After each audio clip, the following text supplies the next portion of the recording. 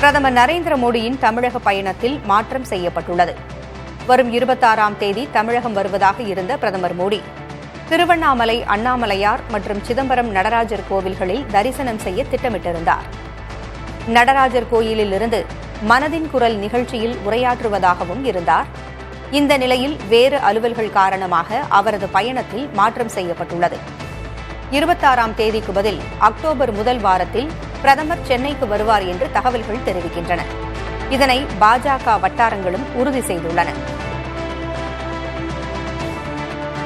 நாடாளுமன்ற வளாகத்தில் அதிர்ச்சி தரும் பாதுகாப்பு குறைபாடு ஏற்பட்டது. இன்று காலை 6:30 மணியளவில் அடையாளம் தெரியாத நபர் மரத்தை பயன்படுத்தி சுவர் ஏறி வளாகத்திற்குள் நுழைந்தார். அவர் உடனடியாக பாதுகாப்பு படையினரால் கண்டறியப்பட்டு பிடிக்கப்பட்டார். மர்ம நபர் வளாகத்திற்குள் நுழைந்தது சில நிமிடங்களிலேயே கண்டுபிடிக்கப்பட்டதால் அசம்பாவிதம் எதுவும் ஏற்படவில்லை. இச்சம்பவத்தை அடுத்து நாடாளுமன்ற வளாகத்தின் அனைத்து நுழைவாயில்களிலும் பாதுகாப்பு சோதனைகள் தீவிரப்படுத்தப்பட்டுள்ளன. இந்தியாவில் முதியவர்கள் அதிகரித்து வரும் நிலையில் நோய் தடுப்பு சிகிச்சை திட்டத்தை மேலும் விரிவாக்கம் செய்ய வேண்டும் என நாடாளுமன்ற குழு பரிந்துரைத்துள்ளது. புற்றுநோய் மற்றும் வயோதிகத்தால் ஏற்படும் நோயால் பலரும் அவதியுற்று வருகின்றனர்.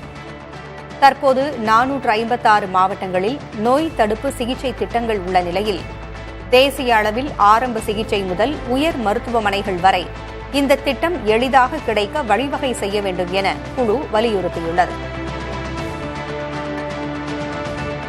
ரஷ்யாவின் மாஸ்கோவில் நடைபெற்ற இந்தியா ரஷ்யா கலந்துரையாடல்களில் இரு நாடுகளுக்கும் இடையிலான உறவை மேம்படுத்த புதிய மற்றும் ஆக்கப்பூர்வ அணுகுமுறைகள் அவசியம் என வெளியுறவுத்துறை அமைச்சர் ஜெய்சங்கர் கூறியுள்ளார்.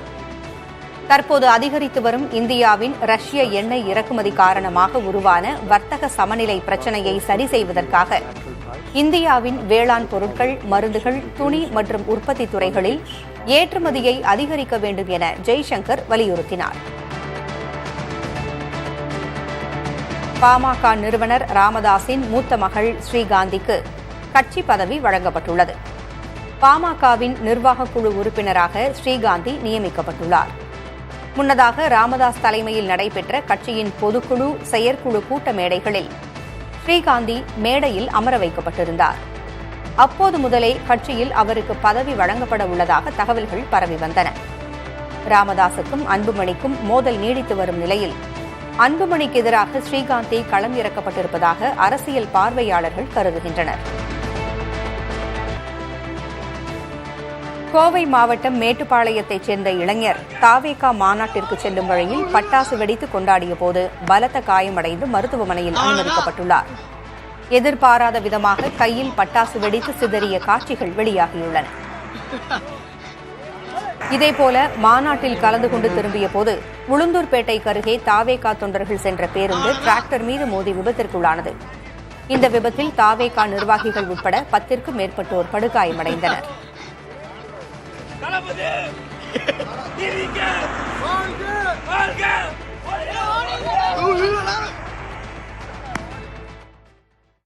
அதிமுக பாஜக கூட்டணி பொருந்தாதது என விமர்சித்த விஜய்க்கு அரசியல் ஞானம் இருக்கிறதா என்று பாஜக மூத்த தலைவர் தமிழிசை சவுந்தரராஜன் கேள்வி எழுப்பியுள்ளார். தமிழக முதலமைச்சர் எல்லாரையும் அப்பான்னு கூப்பிட சொல்றாரு, இவர் அங்கிள்னு கூப்பிடுறாரு. அப்போ இவர் தமிழ்நாட்டில் இருக்கிறாரா இல்லையா என்னன்னு தெரியல. அட்லீஸ்ட் அவர் அப்பான்னு கூப்பிடுற மாதிரி அட்லீஸ்ட் மாமான்னு கூப்பிட்டாலும் பரவாயில்ல, அங்கிள்னு கூப்பிடுறாருன்னா அது எல்லாமே அரசு ஒரு எழுதி கொடுத்தவர் அப்படி எழுதி கொடுத்துட்டாரு. அவ்வளோதான், வேற ஒன்றும் இல்லை. எத்தனை நாள் அரசியலை அவர் பின்பற்றி இருக்கிறார், அரசியல் ஞானம் பெற்று இருக்கிறார். அவர் அரசியல் ஞானம் இல்லைன்றதுக்கு கச்சத்தீவை பற்றி சொல்றதே ஒரு உதாரணம். அது மட்டும் இல்லை, அரசியல் ஞானம் சுற்றிலும் இல்லைன்றதுக்கு மரியாதைக்குரிய பாரத பிரதமர் என்ன செய்யறாருன்னு கேட்கிறாரு. இன்னைக்கு அவங்க பிலிம் இண்டஸ்ட்ரி வளர்ந்திருக்கிறதுக்கு காரணம் பாரத பிரதமர் தான். மதுரையில் நடைபெற்ற தாவேகா மாநாடு டாஸ்மாக் கடை மாநாடு போல் இருந்ததாக இந்து மக்கள் கட்சித் தலைவர் அர்ஜுன் சம்பத் கடுமையாக விமர்சித்துள்ளார். நாங்க தான் ஆட்சியை பிடிப்போம், எங்களுக்கும் திமுகவுக்கும் தான் போட்டி அப்படின்னு சொல்றார். ஆனால் திமுகவினுடைய ஊது குழலாகத்தான் நேற்றைய தினம் விஜய் அவர்கள் அவருடைய பேச்சு அமைந்திருக்கிறது. இந்த பேச்சை எழுதி கொடுத்ததே யாருன்னா கிறிஸ்தவ மிஷனரிகளும் திமுகவை சார்ந்தவர்களும் தான் இந்த பேச்சை விஜய்க்கு எழுதி கொடுத்திருக்கிறார்கள்.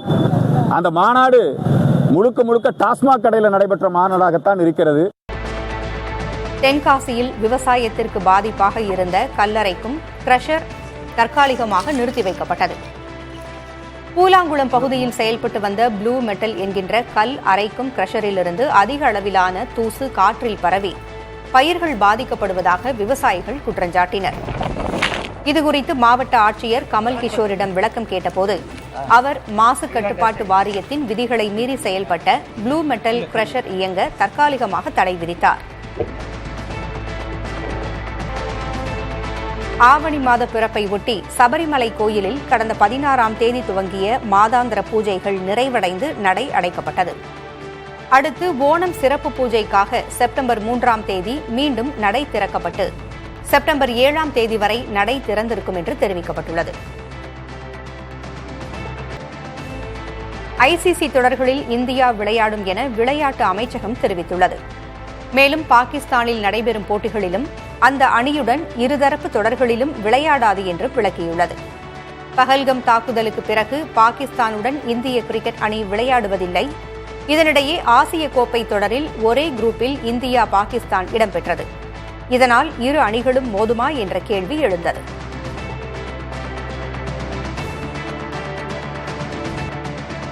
உத்தராகண்ட் மாநிலத்தில் உள்ள லிபுலை கணவாய்க்கு நேபாளம் உரிமை கொண்டாடுகிறது. இதனை இந்தியா திட்டவட்டமாய் நிராகரித்தது. இந்திய வெளியுறவுத்துறை அமைச்சகம் வெளியிட்ட அறிக்கையில் நேபாளத்தின் உரிமை கோரிக்கைகள் வரலாறிலும் ஆதாரங்களிலும் பொருந்தாதவை என்றும் பேச்சுவார்த்தைக்கு திறந்த மனதுடன் இருப்பதாகவும் தெரிவிக்கப்பட்டுள்ளது. தற்போது லிபுலை கணவாய் வழியாக இந்தியா சீனா இடையே எல்லை தாண்டிய வர்த்தகத்தை நடைமுறைப்படுத்த இரு நாடுகளும் சமரசம் மேற்கொண்டுள்ளன.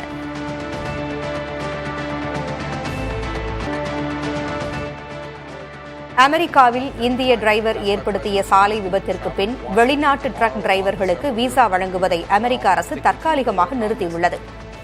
இது இந்தியா உட்பட பல நாடுகளிலிருந்து வரும் டிரைவர்களுக்கு நேரடியாக பாதிப்பை ஏற்படுத்தும். அமெரிக்க வெளியுறவுத்துறை அமைச்சர் மார்க்கோ ரூபியோ வெளிநாட்டு டிரைவர்கள் அமெரிக்கர்களின் உயிருக்கும் வேலை வாய்ப்புகளுக்கும் ஆபத்தாக உள்ளதாக கூறியுள்ளார். புளோரிடாவில் இந்திய ட்ரக் டிரைவர் தவறான யூ டர்ன் காரணமாக மினி வேன் மோதி 3 பேர் உயிரிழந்தனர்.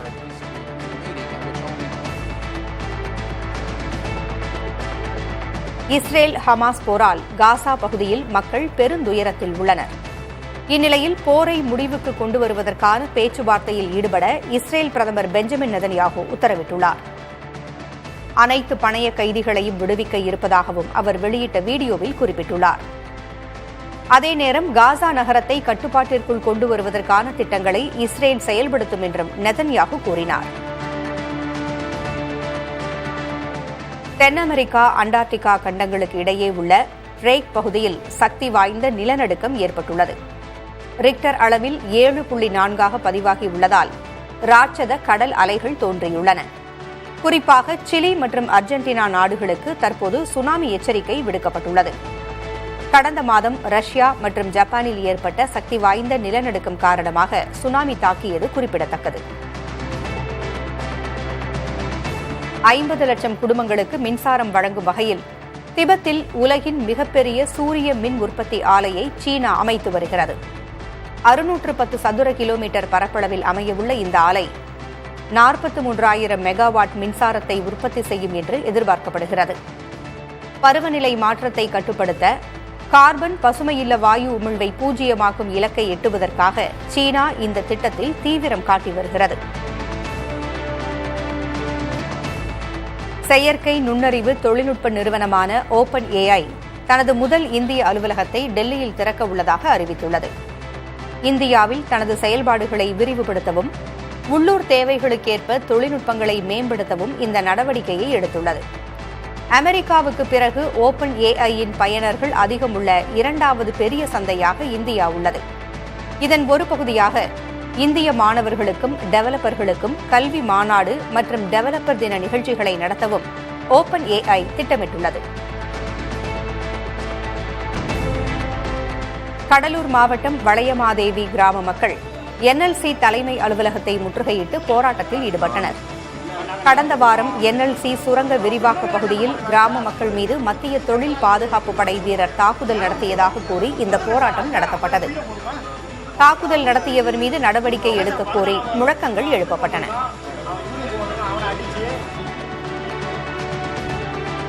புதுச்சேரியில் இன்று காலை முதல் பெய்து வரும் சாரல் மழையால் குளிர்ந்த சூழல் நிலவி வருகிறது. கடந்த சில நாட்களாக வெயிலின் தாக்கம் அதிகமாக இருந்த நிலையில் இந்த திடீர் வானிலை மாற்றம் உள்ளூர் மற்றும் வெளிநாட்டு சுற்றுலா பயணிகளை மகிழ்ச்சியில் ஆழ்த்தியுள்ளது. கடற்கரை சாலையில் ரம்மியமான சூழலை அனுபவித்தும் செல்ஃபி எடுத்தும் இயற்கையை ரசித்தும் சுற்றுலா பயணிகள் மகிழ்ந்து வருகின்றனர். கள்ளக்குறிச்சி அருகே இருசக்கர வாகனத்தில் சென்றவர் மீது மின்கம்பி அறுந்து விழுந்த சம்பவம் அதிர்ச்சியை ஏற்படுத்தியுள்ளது. கச்சிராயபாளையம் பகுதியைச் சேர்ந்த மதியழகன் கச்சிராபாளையம் புதிய பேருந்து நிலையத்திற்கு அருகே இருசக்கர வாகனத்தில் சென்றுள்ளார். அப்போது சாலை ஓர மின்கம்பத்தில் இருந்த மின்கம்பி அறுந்து இருசக்கர வாகனத்தின் மீது விழுந்துள்ளது. இதில் மதியழகன் நல்வாய்ப்பாக உயிர் தப்பினார். தகவல் அறிந்து வந்த மின் ஊழியர்கள் மின்கம்பியை அப்புறப்படுத்தினர்.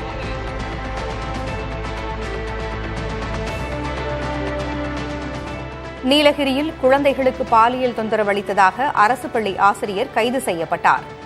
கடந்த 15ஆம் தேதி ஆசிரியர் மாரியப்பன் என்பவர் மீது பாலியல் தொல்லை புகார் அளிக்கப்பட்டுள்ளது. தலைமறைவாக இருந்த அவரை தனிப்படை அமைத்து காவல்துறை தேடி வந்தது. இந்நிலையில் தற்போது ஆசிரியர் கைது செய்யப்பட்டு சிறையில் அடைக்கப்பட்டார். திருவள்ளூரில் முன் விரோதம் காரணமாக இளைஞர் மீது நாட்டு வெடிகுண்டு வீசிய சம்பவத்தில் 3 பேர் கைது செய்யப்பட்டுள்ளனர். சிற்றம்பாக்கத்தில் கடந்த 19ஆம் தேதி சேது என்பவர் மீது நாட்டு வெடிகுண்டு வீசப்பட்டதில் அவரது வலது கை பலத்த சேதமடைந்தது. இதுகுறித்து தனிப்படை அமைத்து குற்றவாளிகளை தேடி வந்த நிலையில் ஆவடியில் பதுங்கியிருந்த முகேஷ், பாபா, அபிமன்யு உள்ளிட்ட 3வரையும் காவல்துறையினர் கைது செய்தனர். அப்போது தப்பியோட முயன்றபோது 2 பேருக்கு கால்களில் முறிவு ஏற்பட்டதாக காவல்துறையினர் தெரிவித்தனர். தமிழகத்தில் 6 மாவட்டங்களில் அருந்ததியர் சமூகத்தினர் வசிக்கும் 159 கிராமங்களில் மயான வசதி இல்லாததால் இறந்தவர்களை சாலை ஓரம் அடக்கம் செய்யும் சூழல் இருப்பதாக குற்றச்சாட்டு எழுந்துள்ளது. மயானம் இருந்தாலும் அங்கு செல்ல உரிய சாலை வசதி இல்லை என மக்கள் தெரிவிக்கின்றனர். இதனால் சாலை ஓரம், ஏரி, குளம் என ஊருக்கு ஒதுக்குப்புறமாக உடல்களை அடக்கம் செய்து வருவதாக தலித் விடுதலை இயக்கம் உள்ளிட்ட பல்வேறு அமைப்பினர் தெரிவித்துள்ளனர். இந்நிலையில் பொது மயான திட்டம் செயல்படுத்தப்பட்டு வருவதாகவும் அதை பட்டியல் இனத்தவர் உள்ளிட்ட இதர பிரிவினர் பயன்படுத்த நடவடிக்கை எடுத்து வருவதாகவும் ஆதி திராவிடர் நலத்துறை அதிகாரிகள் தெரிவித்துள்ளனர். தேனி மாவட்டம் உத்தமபாளையத்தில் உள்ள தனியார் நர்சரி தோட்டத்தில் 10 லட்சம் ரூபாய் மதிப்பிலான பொருட்கள் திருடு போயுள்ளன. ராமன் என்பவருக்கு சொந்தமான நர்சரி தோட்டத்தின் பூட்டை உடைத்து உள்ளே நுழைந்த கொள்ளையர்கள் சரக்கு வாகனம், இரும்பு தளவாடங்கள், பணம், தொலைக்காட்சி, சிசிடிவி கேமரா, கணினி உள்ளிட்ட பொருட்களை திருடிச் சென்றுள்ளனர். இதுகுறித்து காவல்துறையினர் வழக்கு பதிவு செய்து விசாரித்து வருகின்றனர். விருத்தாச்சலத்திற்கு அருகே ஊராட்சி ஒன்றிய நடுநிலைப் பள்ளியை தரம் உயர்த்த கோரி பெற்றோர்கள் காத்திருப்பு போராட்டத்தில் ஈடுபட்டனர். விளாங்காட்டூர் நடுநிலைப் பள்ளியில் 100கணக்கான மாணவர்கள் படித்து வருகின்றனர். இந்நிலையில் உயர்நிலைப் பள்ளிக்கு மன்னம்பாடி, தொரவலூர் பகுதிகளுக்கு 3 முதல் 5 கிலோமீட்டர் தூரம் வரை செல்ல வேண்டியுள்ளதாக கூறப்படுகிறது. எனவே நடுநிலைப் பள்ளியை உயர்நிலைப் பள்ளியாக தரம் உயர்த்த பெற்றோர்கள் கோரிக்கை விடுத்துள்ளனர். ராமநாதபுரம் மாவட்டம் திருவாடானை அருகே உள்ள புலனாத்தி கிராமத்தில் உள்ள அரசு ஊராட்சி ஒன்றிய தொடக்கப்பள்ளி ஆபத்தான நிலையில் உள்ளது. பள்ளியை ஒட்டி ஆழமான ஊருணி இருப்பதால் மாணவர்கள் தவறி விழுந்தால் பெரும் ஆபத்து ஏற்படும் நிலை உள்ளதாக கிராம மக்கள் தெரிவிக்கின்றனர். மேலும் பள்ளி வளாகத்தில் உள்ள பழமையான கட்டடம் எப்போது வேண்டுமானாலும் இடிந்து விழலாம் என்ற அபாய நிலையில் உள்ளது. பெரும் அசம்பாவிதம் நடக்கும் முன் சுற்றுச்சுவர் கட்ட வேண்டும், ஆபத்தான கட்டடத்தை இடிக்க வேண்டும் என மக்கள் கோரிக்கை விடுத்துள்ளனர். சென்னையில் மின் விநியோக பெட்டிகளிலிருந்து ஃபியூஸ் கேரியர்கள் திருடிய 2 இளைஞர்கள் கைது செய்யப்பட்டுள்ளனர். Neelankarai Natco colony, AGS colony பகுதிகளில் மின் இணைப்பு அடிக்கடி துண்டிக்கப்பட்டுள்ளது. இது தொடர்பாக மின்வாரிய ஊழியர்கள் ஆய்வு செய்தபோது ஃபியூஸ் கேரியர்கள் திருடப்பட்டது தெரியவந்தது. இதுகுறித்த புகாரில் பரணி மற்றும் நவீன்குமார் என்ற 2 இளைஞர்களை காவல்துறையினர் கைது செய்தனர். இதனிடையே இளைஞர்கள் இருசக்கர வாகனத்தில் வந்து திருட்டில் ஈடுபடும் சிசிடிவி காட்சிகள் வெளியாகியுள்ளன.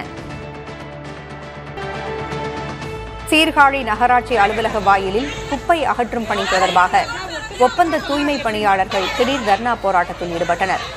திருமண மண்டபங்கள் மற்றும் உணவகங்களிலிருந்து குப்பை எடுக்கும் உரிமை பறிக்கப்பட்டதால் தங்களது வாழ்வாதாரம் பாதிக்கப்படுவதாக கூறி 50க்கும் மேற்பட்ட பணியாளர்கள் போராட்டத்தில் ஈடுபட்டனர். இதுகுறித்து புகார் அளித்தால் நடவடிக்கை எடுக்கப்படும் என நகராட்சி ஆணையர் உறுதியளித்ததை அடுத்து போராட்டம் தற்காலிகமாக முடிவுக்கு வந்தது. குமரி கடல் பகுதியில் எண்ணெய் மற்றும் எரிவாயு எடுக்கும் திட்டத்திற்கு எதிர்ப்பு தெரிவித்து கடியப்பட்டினத்தில் மீனவர்கள் வேலைநிறுத்த போராட்டத்தில் ஈடுபட்டுள்ளனர். 100க்கும் மேற்பட்ட மீனவர்கள் தங்கள் குடும்பத்தினருடன் பேரணி சென்று கடற்கரையில் ஆர்ப்பாட்டம் நடத்தினர். மத்திய அரசின் இந்த திட்டத்தால் தங்களின் வாழ்வாதாரம் பாதிக்கப்படும் என அவர்கள் அச்சம் தெரிவித்துள்ளனர். குளச்சல் சட்டமன்ற உறுப்பினர் பிரின்ஸ் உள்ளிட்ட பலர் இந்த ஆர்ப்பாட்டத்தில் பங்கேற்று ஆதரவு தெரிவித்தனர். கொள்ளிடம் அணைக்கரை வழியாக செல்லும் காவிரி நீரை பொன்னேரியில் நிரப்பி முப்போகம் சாகுபடி செய்ய வழிவகை செய்ய வேண்டும் என்று அரியலூர் மாவட்ட விவசாயிகள் ஆட்சியருக்கு கோரிக்கை விடுத்தனர். குறைதீர் கூட்டத்தில் பங்கேற்ற விவசாயிகள் விவசாய நிலங்களில் காட்டுப்பன்றிகள் ஏற்படுத்தும் சேதத்தை தடுக்க அரசு நடவடிக்கை எடுக்க வேண்டும் என்றும் வலியுறுத்தினர். கல்லூரிகளுக்கிடையே நடந்த பீச் வாலிபால் போட்டியில் எஸ்ஆர்எம் பல்கலை அணி சாம்பியன் பட்டத்தை வென்றது. எஸ்ஆர்எம் பல்கலைக்கழகத்தின் நிறுவனரின் பிறந்த நாளை முன்னிட்டு கல்லூரிகளுக்கிடையே ஆடவருக்கான பீச் வாலிபால் போட்டி செங்கல்பட்டு மாவட்டம் காட்டாங்குளத்தூரில் உள்ள பல்கலைக்கழகத்தில் நடைபெற்றது.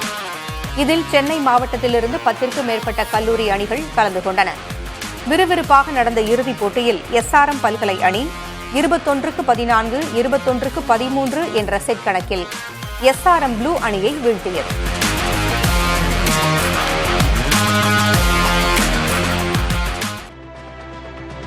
கரூர் சட்டமன்ற தொகுதி வாக்காளர் பட்டியலில் இறந்தவர்களின் பெயர்களை நீக்க கோரிய அதிமுக முன்னாள் அமைச்சர் எம்.ஆர். விஜயபாஸ்கரின் மனுவுக்கு தேர்தல் ஆணையம் பதிலளிக்க சென்னை உயர்நீதிமன்றம் உத்தரவிட்டுள்ளது.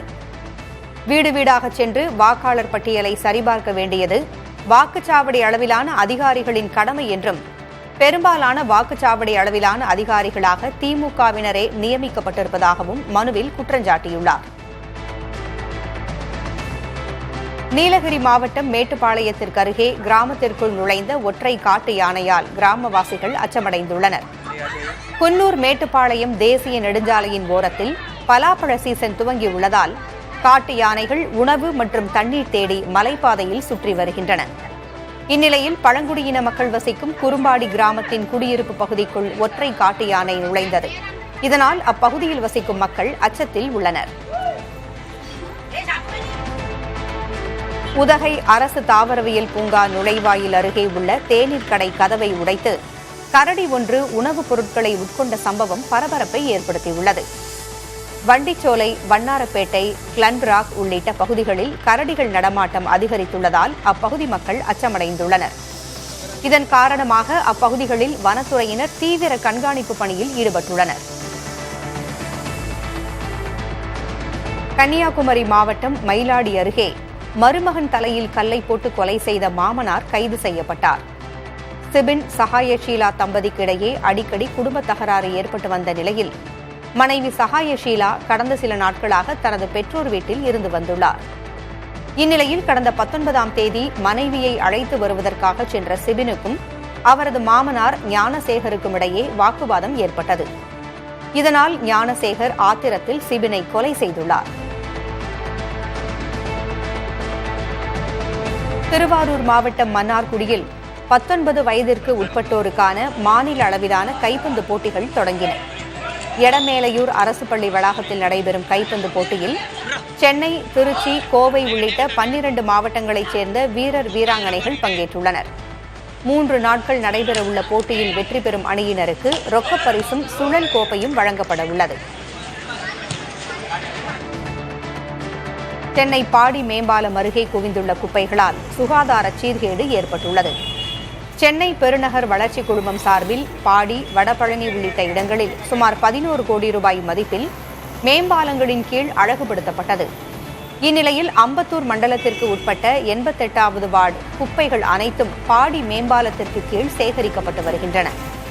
இதனிடையே குவிந்துள்ள குப்பைகளை உடனடியாக அப்புறப்படுத்த வேண்டும் என பொதுமக்கள் கோரிக்கை விடுத்துள்ளனர். சிவகாசியில் வீட்டில் இருந்த பழைய பட்டாசுகள் வெடித்ததில் தீக்காயமடைந்த இளைஞர் சிகிச்சை பலனின்றி உயிரிழந்தார்.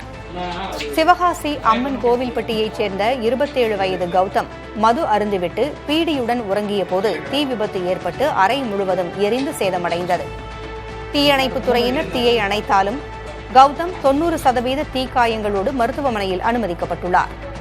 3 நாட்களாக சிகிச்சை பெற்று வந்த அவர் இன்று காலை சிகிச்சை பலனின்றி உயிரிழந்தார். சென்னை காசிமேடு நாகராஜ் தோட்டத்தில் புதிதாக கட்டப்படும் புற்றுநோய் மருத்துவமனையின் கழிவுநீர் கால்வாய் குடியிருப்பு பகுதி கால்வாயோடு இணைக்கப்படுவதை எதிர்த்து மக்கள் போராட்டம் நடத்தினர். 100க்கும் மேற்பட்டோர் சாலை மறியலில் ஈடுபட்டதால் அப்பகுதியில் போக்குவரத்து பாதிக்கப்பட்டது. உடனடியாக மருத்துவமனை நிர்வாகம் மாற்று ஏற்பாடு செய்ய வேண்டும் என்று பொதுமக்கள் கோரிக்கை விடுத்துள்ளனர்.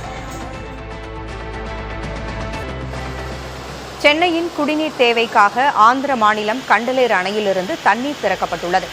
கடந்த 2 மாதங்களில் மட்டும் 1.6 TMC தண்ணீர் கிடைத்திருக்கிறது. தற்போது வினாடிக்கு 1600 கன அடி தண்ணீர் திறக்கப்பட்டாலும் தமிழக எல்லையான 0 பாயிண்டிற்கு வினாடிக்கு 474 கன அடி தண்ணீர் வந்து கொண்டிருக்கிறது. இந்த பருவத்தில் கிடைக்க வேண்டிய முழு தண்ணீரையும் பெற தமிழக நீர்வளத்துறை திட்டமிட்டுள்ளது.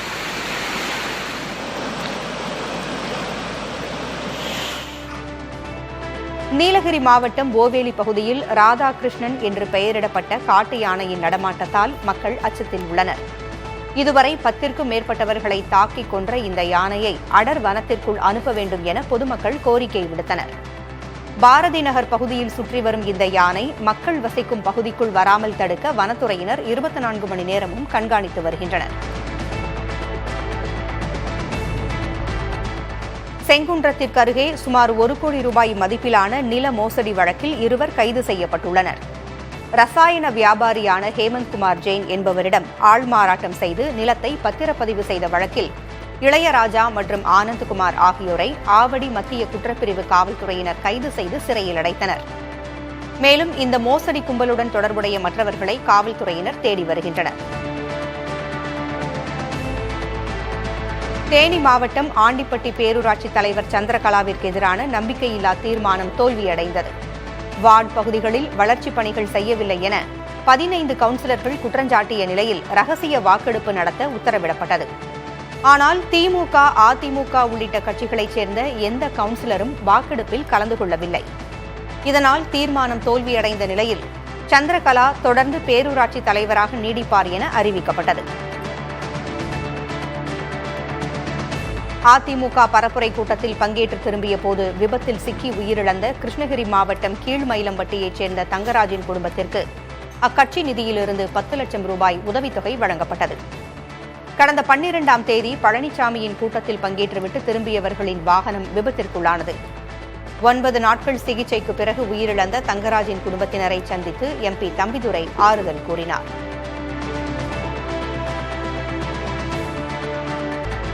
சர்வதேச விண்வெளி நிலையத்திலிருந்து தன்னால் எடுக்கப்பட்ட இந்தியாவின் டைம் லேப்ஸ் வீடியோவை இந்திய விண்வெளி வீரர் சுபான்ஷு சுக்லா வெளியிட்டுள்ளார்.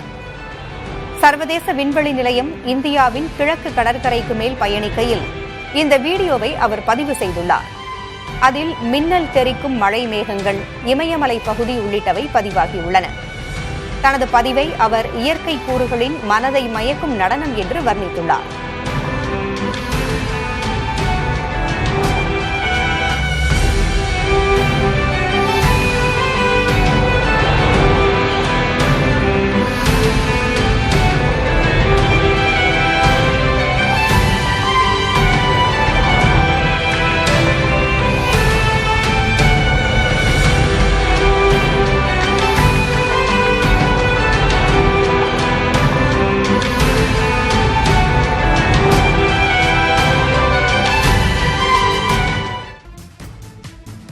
இந்தியாவின் ரஷ்ய எண்ணெய் இறக்குமதிக்கு அமெரிக்கா 50% வரி விதிப்பு அறிவித்துள்ள நிலையில் சீன தூதர் சூ ஃபெய்ங்கோங் எதிர்ப்பு தெரிவித்துள்ளார். மௌனம் கொடுமையாளரை ஊக்குவிக்கும் என்றும் இந்தியாவுடன் சீனா உறுதியாக நிற்கும் என்றும் அவர் கூறினார். மேலும் உலக வர்த்தக அமைப்பு விதிகளை காக்கும் பொறுப்பு சீனா மீது உள்ளது என்றும் சீன தூதர் தெரிவித்தார். இந்தியாவுக்கு எதிராக அமெரிக்கா மேற்கொண்டுள்ள பொருளாதார நடவடிக்கை உலகளாவிய பல துருவ பொருளாதார அமைப்பையே சவாலுக்கு உட்படுத்தும் எனவும் சீன தூதர் எச்சரித்தார். சீனா இந்தியா இடையே சமீப காலமாக உறவுகள் மேம்பட்டு வருகின்றன. வர்த்தக, ஆற்றல் மற்றும் சர்வதேச பிரச்சினைகளில் இந்தியாவும் சீனாவும் போட்டியாளர்கள் அல்ல, கூட்டாளிகள் என்ற நிலைப்பாட்டை சீனா வலியுறுத்தி வருகிறது. இலங்கை முன்னாள் அதிபர் ரணில் விக்ரமசிங்கே அந்நாட்டின் குற்ற புலனாய்வு போலீசாரால் கைது செய்யப்பட்டுள்ளார். வழக்கு தொடர்பாக அவருக்கு அனுப்பப்பட்ட சம்மனை அடுத்து சிஐடி அலுவலகத்தில் ரணில் விக்ரமசிங்கே ஆஜரானார். அதிபராக பதவி வகித்தபோது அமெரிக்காவின் நியூயார்க் நகருக்கு அரசு சார்பில் சுற்றுப்பயணம் மேற்கொண்டிருந்தார். அப்போது இங்கிலாந்தின் லண்டன் பல்கலைக்கழகத்தில் நடைபெற்ற பட்டமளிப்பு விழாவிலும் பங்கேற்றார். இது தொடர்பாக ரணிலுக்கு சம்மன் அனுப்பப்பட்டு விசாரிக்கப்பட்டு பின் கைதாகியுள்ளார். பிரிட்டன் வாழ் இந்திய தொழிலதிபர் லார்ட் ஸ்வராஜ் பால் தனது 94வது வயதில் லண்டனில் காலமானார். பிரிட்டனை மையமாக கொண்ட கேப்ரோ குழுமத்தின் தலைவரான இவர் இந்தியா மற்றும் இங்கிலாந்தில் தொழில்துறைக்கு பெரும் பங்களிப்பை வழங்கினார்.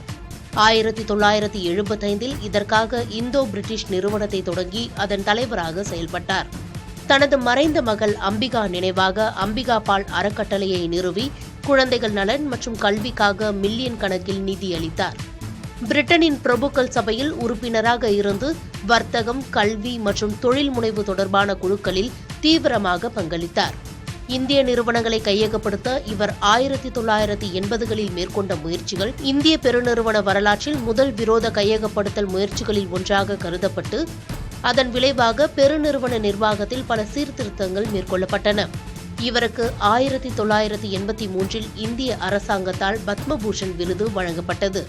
ஸ்வராஜ் பாலின் மறைவிற்கு இந்திய பிரதமர் நரேந்திர மோடி இரங்கல் தெரிவித்துள்ளார்.